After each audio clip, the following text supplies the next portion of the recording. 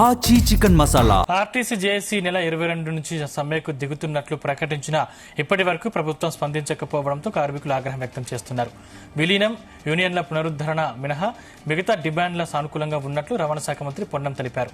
మరో ఆ రెండు అంశాలపై క్లారిటీ రాకుంటే సమ్మె తథ్యం అంటున్నారు జేఏసీ నేతలు. కార్మికులు సమ్మెకు వెళితే రవాణా వ్యవస్థ నిలిచిపోనుంది. రాజకీయ పార్టీల మద్దతుకు ఆర్టీసీ జేఏసీ నేతలు ప్రయత్నిస్తున్నారు.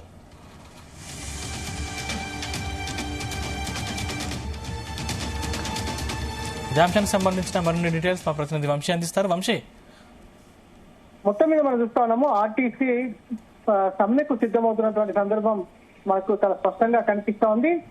సమ్మె ప్రకటన చేసి ఇప్పటికీ 4 రోజులు అవుతున్నా కూడా ప్రభుత్వం నుంచి ఎలాంటి స్పందన లేకపోవడం మాత్రం కొంత ఆర్టీసీ నాయకులకు, ఆర్టీసీ కార్మికులకు ఆగ్రహం తెప్పిస్తున్నటువంటి సందర్భం కూడా మనకు చాలా స్పష్టంగా కనిపిస్తా ఉంది.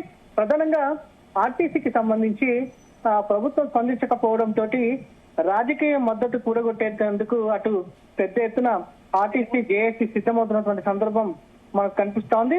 పలు రాజకీయ పార్టీల నాయకులను కూడా కలవబోతున్నట్టు కూడా మనకు అందుతున్నటువంటి సమాచారం. ప్రధానంగా విలీనానికి సంబంధించిన అంశం పైన ప్రభుత్వం నుంచి క్లారిటీ లేదు.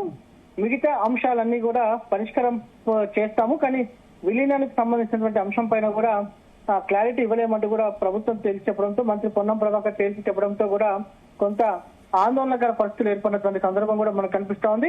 ప్రభుత్వం కనుక ఈ డిమాండ్ పరిష్కరించకపోతే ఖచ్చితంగా సమ్మెకు వెళ్తామంటూ కూడా ఆర్టీసీ జేఏసీ నాయకులు స్పష్టం చేసినటువంటి సందర్భం కూడా మనకు కనిపిస్తా ఉంది. మొత్తం 32 డిమాండ్స్ ని ప్రభుత్వం ముందు ఆర్టీసీ నాయకులు, ఆర్టీసీ కార్మికులు ఉంచినటువంటి సందర్భం మనకు తెలిసిందే.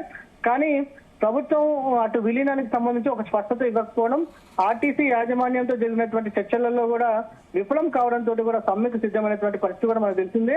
22వ తేదీన ఫస్ట్ డ్యూటీ అంటే ఉదయం జరిగేటటువంటి ఫస్ట్ డ్యూటీ నుంచే తాము సమ్మెకి వెళ్తామంటూ కూడా ఆర్టీసీ జేఏసీ, ఆర్టీసీ నాయకులు, కార్మికులు స్పష్టం చేసినటువంటి సందర్భం మనకు చాలా స్పష్టంగా కనిపిస్తా ఉంది.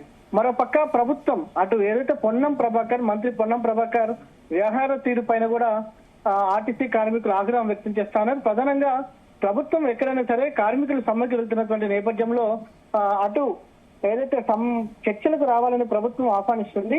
కానీ ఇక్కడ మంత్రి పొన్నం ప్రభాకర్ మాత్రం చర్చలకు తమ ఇంటి తలుపులు ఎప్పుడు తెరిచే ఉంటాయి, ఎవరైనా వచ్చి కలవచ్చని మాట్లాడటం కొంత ఆర్టీసీ కార్మికులకు కూడా కోపాన్ని, ఆగ్రహాన్ని తెప్పిస్తున్నటువంటి సందర్భం కూడా మనకు కనిపిస్తుంది.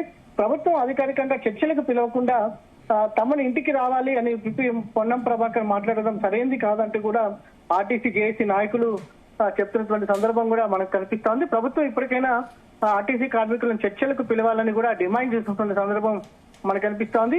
దాదాపుగా అన్ని డిపోల్లో కూడా 22వ తేదీ నుంచి డిపోల్లోనే బస్సులు ఉండిపోతే ఒక్క బస్సు కూడా బయటకి కదలనివ్వమంటూ కూడా ఆర్టీసీ జేఏసీ నాయకులు స్పష్టం చేశారు. ఏంటి మంత్రి పొన్నం ప్రభాకర్ ఏదైనా హామీ ఇస్తున్నారా?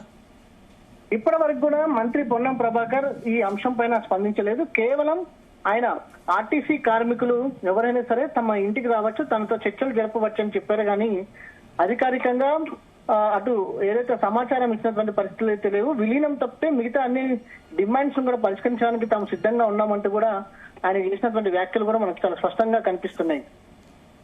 Right, thank you Vamsi.